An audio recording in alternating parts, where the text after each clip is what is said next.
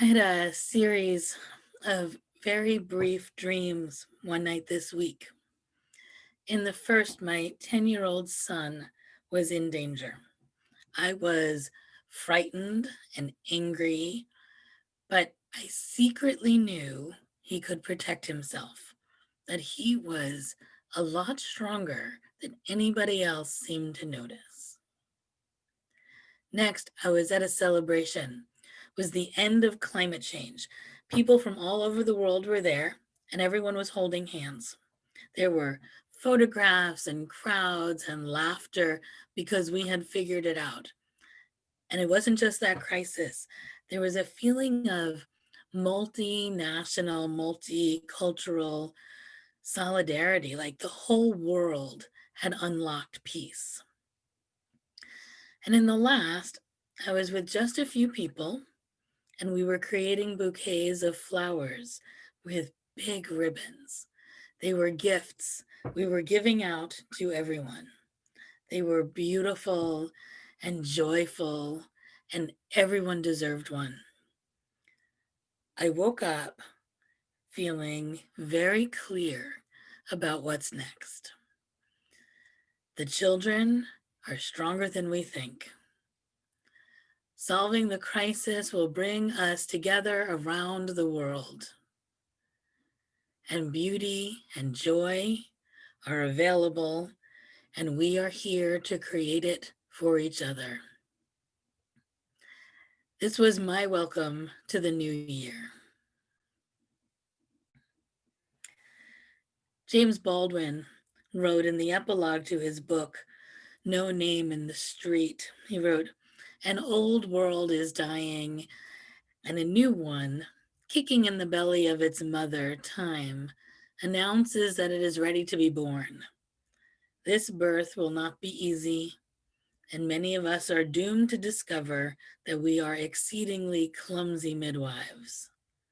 No matter, so long as we accept that our responsibility is to the newborn. The acceptance of responsibility contains the key to the necessarily evolving skill. We are exceedingly clumsy midwives. But the new world is kicking and announcing that it's ready. It's on us to accept responsibility for the newborn world and to learn quickly how to help it be born. This is our task. We are the midwives. Have we taken responsibility for our role in birthing the new world?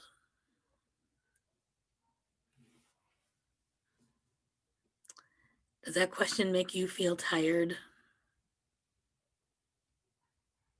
On the one hand, so many of us are ready for what's next. And on the other, we're so exhausted by these last 10 months and the 3 years before them that we just want to go to sleep and wake when it's over. I do think a lot of birthing mothers feel the same way. Just tell me when it's over.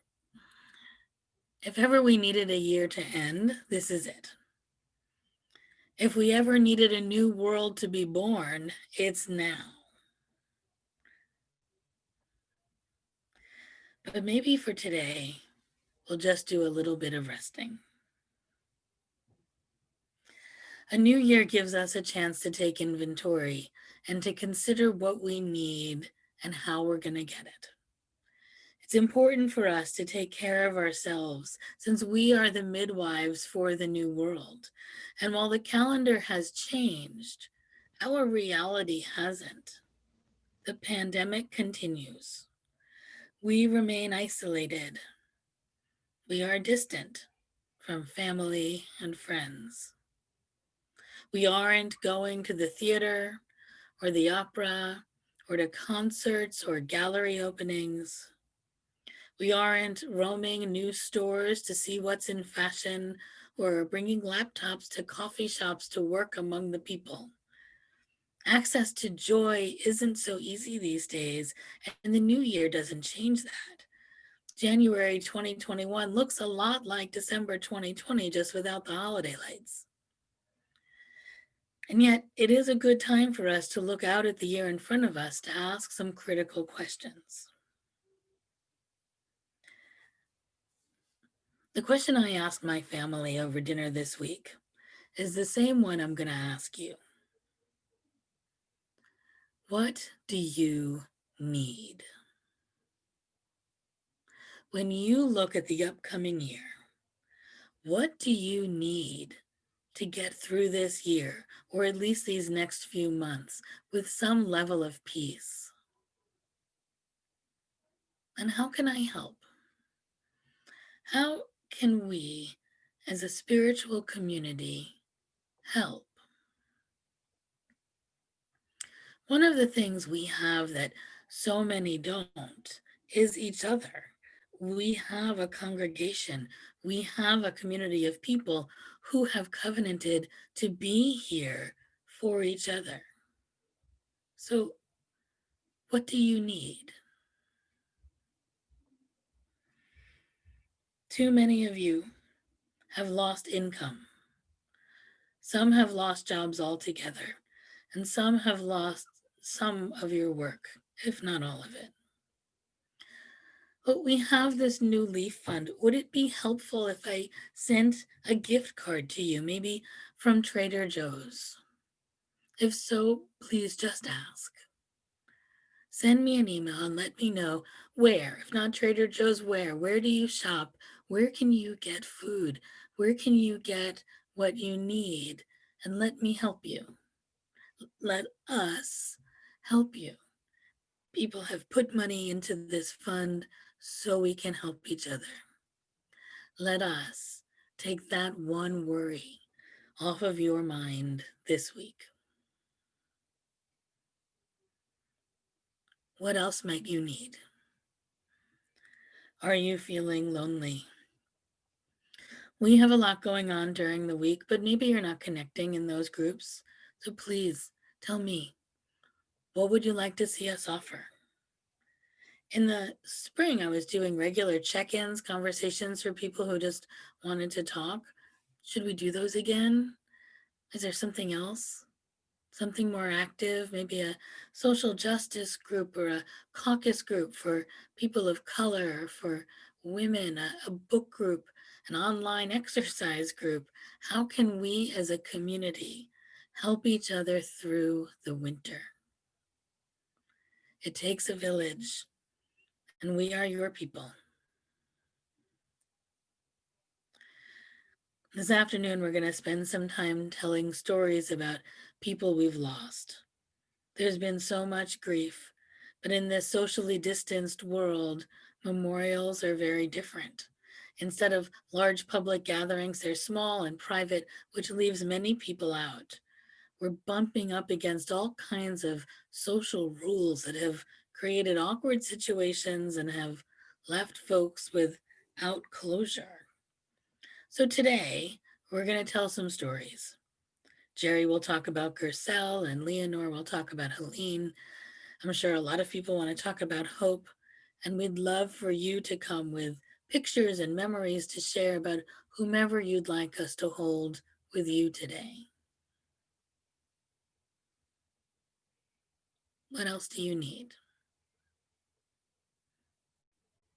I know.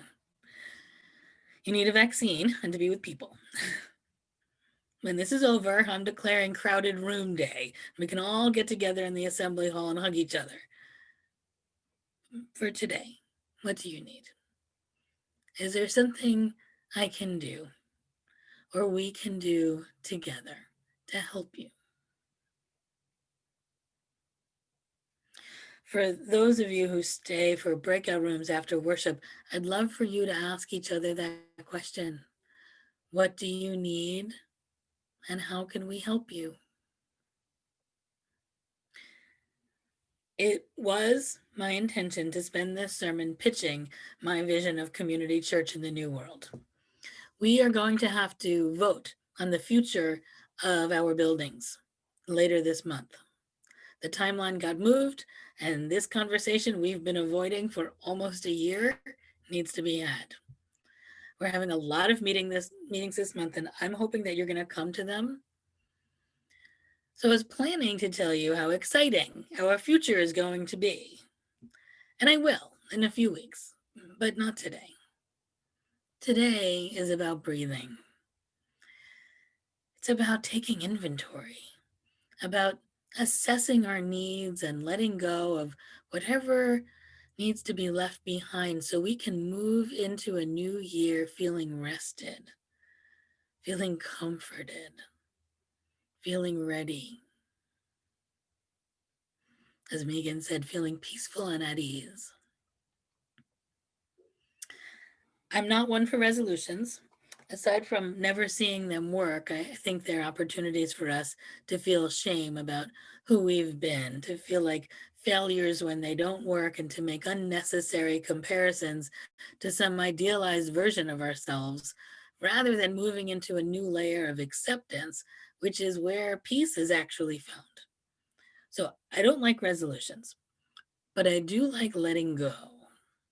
The new year is a good chance to let go of things of the past that aren't working for us. We don't need to do anything about it. I'm not asking us to resolve to do better or be better. I'm just asking us to think about what we want to let go of. Now, I'm going to ask you to write in the chat. So get yourselves ready. If you're not comfortable putting in the chat, I totally understand. There are things that are personal and you don't want them public, and I get it. But either way, let's think about what you'd like to let go of as we turn the corner of a new year. Imagine we have a big fire and we're throwing all these things in. Maybe you'd like to let go of hopelessness, to see that burned in the fire of time. Or maybe you'd like to let go of the pride that prevents you from asking for help. Is there a resentment you don't want to bring with you into this new year? Let's throw that in the fire. Maybe grief is wearing you down, or some negative self-image. Is there an unattainable expectation you have for yourself or someone you love? Let's burn that too. Are you living in fear? Are you wallowing in anger? Is your negativity preventing you from accessing joy? What about blame? Can we burn that in the fire of time? I'm going to give you a minute, just a minute, because I know my face is spotlighted and it's a little weird for me just to be staring at you, but I'm going to give you a minute. I'm going to ask you to just put some things in the chat.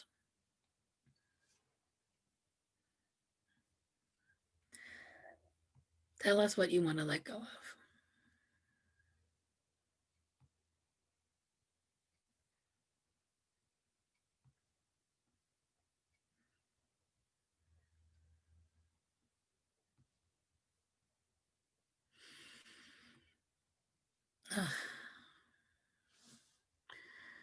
Are you reading that?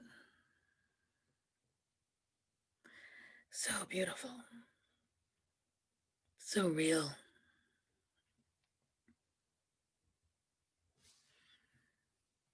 Let it all go. Let's breathe deeply, all of us together.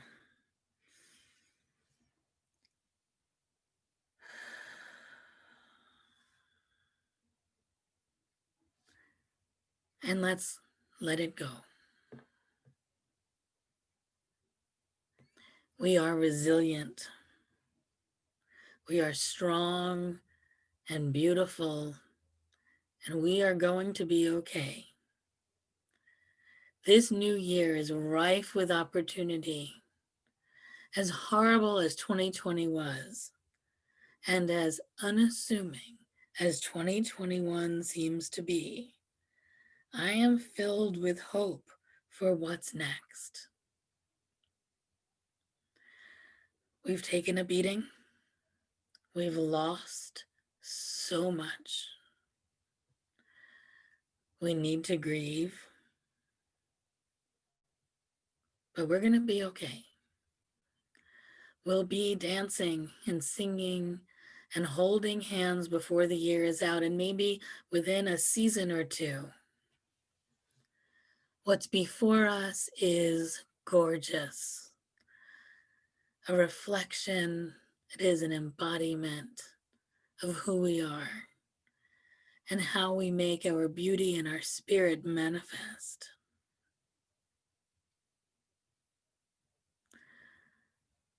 What's before us is each other, and it is absolutely beautiful. For today, we gather in hope and we hold hands in spirit.